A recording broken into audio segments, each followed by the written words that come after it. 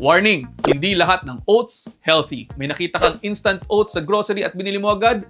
I-check mo muna ang label, kapatid. Kasi hindi lahat ng may oats ay healthy. Yung ibang instant oatmeal loaded na sa sugar, minsan lagpas pa ng 15 grams per sachet. Tapos meron pang added flavors na mga tsokolate, meron mga strawberry, may mga cookies and cream pa nga. Ang ending niyan, parang dessert na at hindi na breakfast. Kung gusto mo ng totoong healthy na oatmeal, piliin po ninyo ang rolled oats or yung mga steel cut oats. Mas buo ang fiber nito, mas mababa ang glycemic index. Tapos ikaw ang magdadagdag ng sarili mong saging, ng nuts, ng cinnamon, mas natural po yan, mas kontrolado. Isa pa, wag mo namang ihalo yun sa 3-in-1 coffee o sa matamis din yung gatas. Sayang po ang oats kung overload naman sa sugar ang isasama ninyo dito. Remember, ang oats po ay parang canvas po ninyo. Pwede ninyong gawing masterpiece yan o di naman kaya disaster.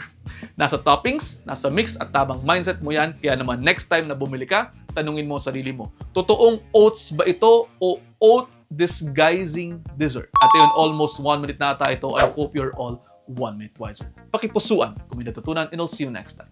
Ingat!